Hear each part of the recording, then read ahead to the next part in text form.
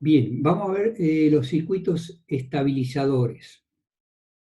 O sea, para mejorar la tensión, y acá se utilizan los diodos Zener. Ahora les voy a explicar cómo funciona el diodo Zener. Acá tendría todo un circuito de rectificación para obtener, digamos, una continua, digamos. O sea, acá tenemos siempre el transformador, en el cual entramos con una onda de alterna, y en el secundario salimos con una alterna de menor valor, bajamos la tensión, y acá en el rectificador lo que hacemos es rectificar la onda y me queda una continua bastante variable con mucho ripple. Entonces, para mejorarla utilizo un filtro, o sea, un capacitor en paralelo, y obtengo esta tensión continua, que ya es mucho mejor. Pero si utilizo un circuito estabilizador o regulador, ¿no es cierto?, con diodos Zener, obtengo una tensión de salida de esta forma.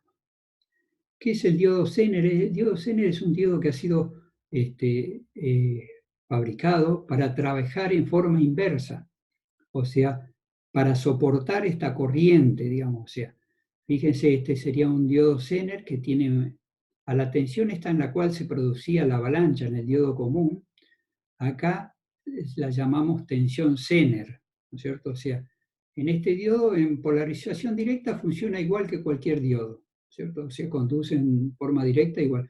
Pero la diferencia está acá, que este diodo sí puede trabajar con tensión inversa, ¿no es cierto?, con una determinada potencia, que después ya vamos a ver. O sea, no me puedo pasar de la potencia, pero sí puede trabajar en forma inversa. Entonces, en este caso, este diodo Zener se produce, digamos, esto a los 6,8 voltios.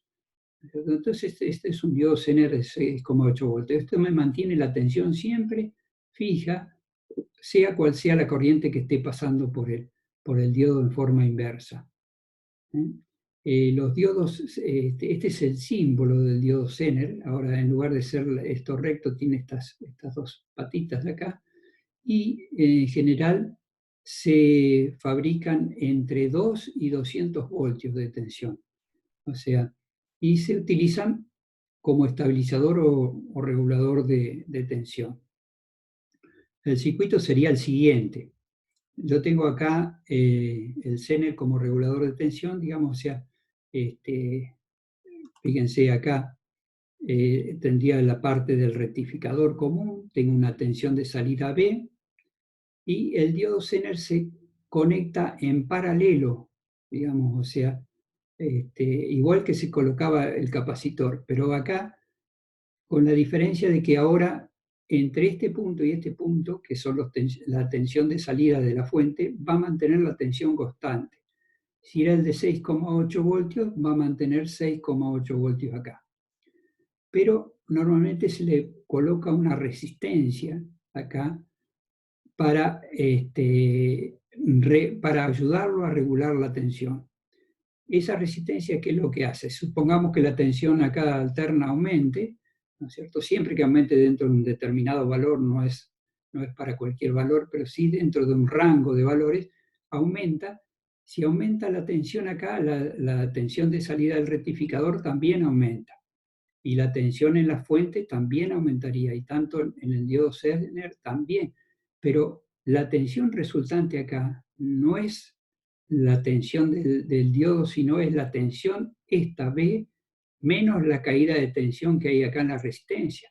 Por lo tanto, cuando aumente la tensión acá, va a aumentar la tensión acá la B, pero al aumentar la tensión, la corriente que va a circular por acá va a ser mayor. Por lo tanto, la caída en la resistencia, esta va a ser mayor, y entonces la tensión de salida se va a mantener prácticamente constante.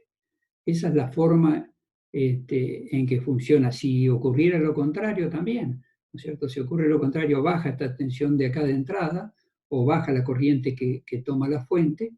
Al bajar la tensión de entrada, estaría bajando la tensión de salida de la fuente, y por lo tanto, al tener menos tensión, va a circular menos corriente por acá. Y al circular menos corriente, la caída de tensión en esta resistencia va a ser menor, entonces voy a mantener la tensión prácticamente constante. Esta es la forma en que funcionan, digamos, los reguladores de tensión.